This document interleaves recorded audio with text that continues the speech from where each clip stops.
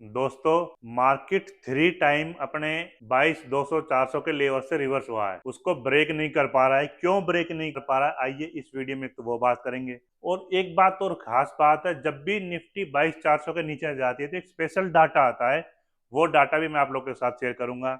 और साथ के साथ जो एफआईआई हमारे कंटिन्यू इतने टाइम से जो पिछले लास्ट महीने एक अच्छे खासी कैश में तो 1.25 लाख करोड़ के आसपास जो सेलिंग की है, और एफएनओ में भी उन्होंने उनके जो अभी लोट वाइज जो डाटा शेयर है वो भी बहुत ज्यादा है। 2,64,000 के आसपास उनके अभी net short position on index future में है, निफ्टी बैंक निफ्टी के अंदर। तो इन सब चीजों के ऊपर हम बात करेंगे। और साथ के साथ अब क्या पॉसिबिलिटी है कि आने वाले कमिंग डेज में क्या हो सकता है, पूरी इस वीडियो के अंदर बात करें। सबसे पहले मैं आपको समझाता हूँ कि निफ्टी क्यों यहाँ से बार बार रिवर्स हो रही है, प्रॉपर लॉजिक के साथ। ये मैंने आप लोग के सामने देखो मंथली वाइज निफ्टी का डाटा लगाया है, और ये मैंने 40 ईएमए लगाई है। 40 ईएमए जो ये ग्रीन लाइन है हर जगह, ये 40 ईएमए है।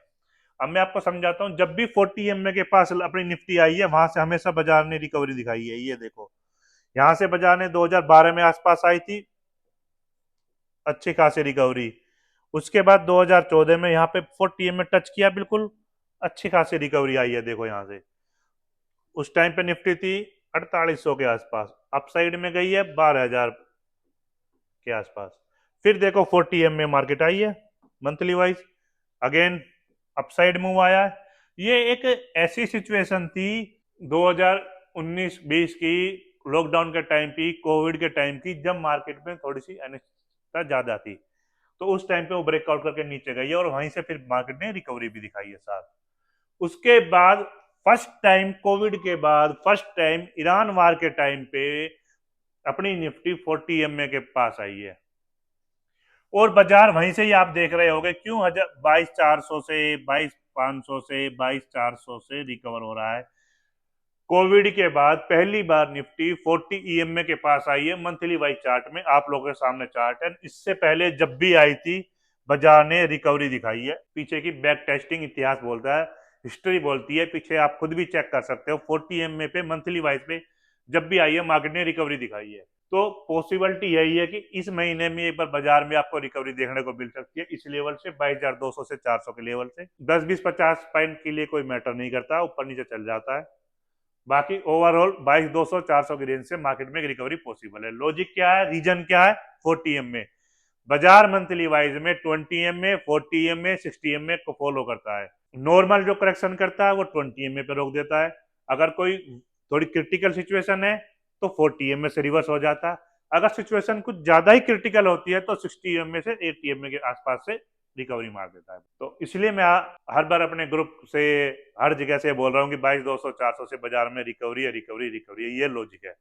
इसके साथ साथ हम क्या क्या देखते हैं वो भी आगे बात करते हैं। अब मैं आपके सामने शेयर करता हूँ निफ्टी का डाटा। देखो निफ्टी में सुबह शॉर्ट बिल्डअप थे अच्छे खासे, तो मार्केट डाउन रही, वहीं पे रुकी रही।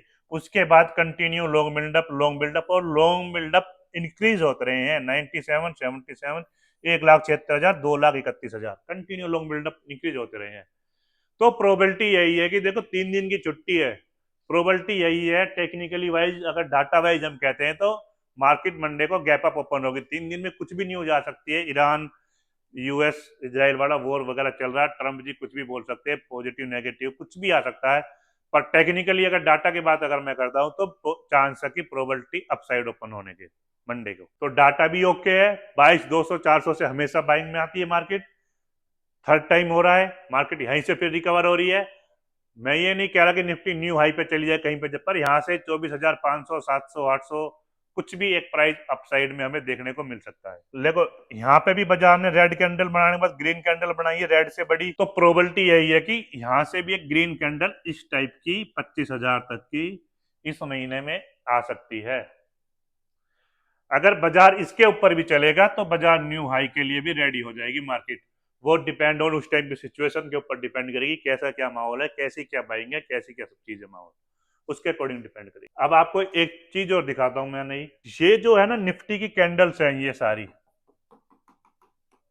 जो गिर के आई है, और जो ये लाइन है ये एफआईआई की जो इंडेक्स की जो पोजीशन है ना जो माइनस में है, ये वो है।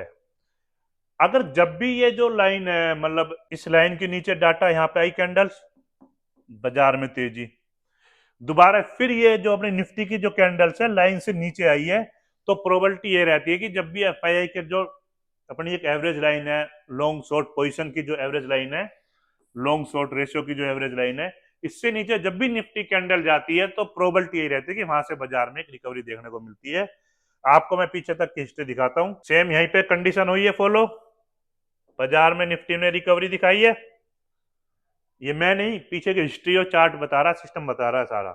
2024 का पढ़ाई आ गया है, यहाँ पे चीजें फॉलो हुई है, निफ्टी ने रिकवरी दिखाई है। इससे पीछे का अगर हम देखते हैं, मैं इसको 6 साल से देखता आया हूं, जब भी ऐसा हुआ है नीचे से बाजार ने वहां से रिकवरी दिखाई। दूसरा मैंने आप लोग को डाटा बता दिया है, क्योंकि सब चीज बाद में है, टेक्निकल इंडिकेटर, थ्योरी, स्ट्रेटेजी, सब चीज बाद में है। डाटा को सबसे पहले प्रायोरिटी रखो, क्योंकि डाटा ही भगवान होता है। बिना बायर सेलर के मार्केट नहीं चलती है, मार्केट सिर्फ बायर सेलर से चलती है। अगर आप बायर सेलर का गेम समझ जाओगे, बायर सेलर का डाटा समझ जाओगे, तो जो फेक न्यूज आती है, जो फेक चीजें होती हैं, फेक ब्रेकआउट होते हैं, वो सब आप समझ जाओगे। यही चीज से ही आप यही पकड़ पाओगे कि नेक्स्ट आने वाले टाइम में मार्केट में क्या होने वाला है। तो मार्केट आने वाले टाइम में इस महीने में, अप्रैल में या मई के स्टार्टिंग में 25,000 तक की पॉसिबिलिटी है, 24,500 25,000, इससे ऊपर और भी अब जा सकती है। मैं ये नहीं कह रहा कि ये बिल्कुल परफेक्ट है, हो सकता है गलत भी हो, पर इसका सबका एक स्टॉक लॉस है। 22,000 से 22,200 के बीच का अपना स्टॉक लॉस रखो, उससे नीचे जाएगी तो ही मंदी साइड व्यू रखना, अदरवाइज अपना इस लेवल के साथ अप साइड रखना। अगर वीडियो और इन्फॉर्मेशन सही लगी हो तो ज्यादा से ज्यादा कमेंट करें, लाइक और शेयर करें। Thanks for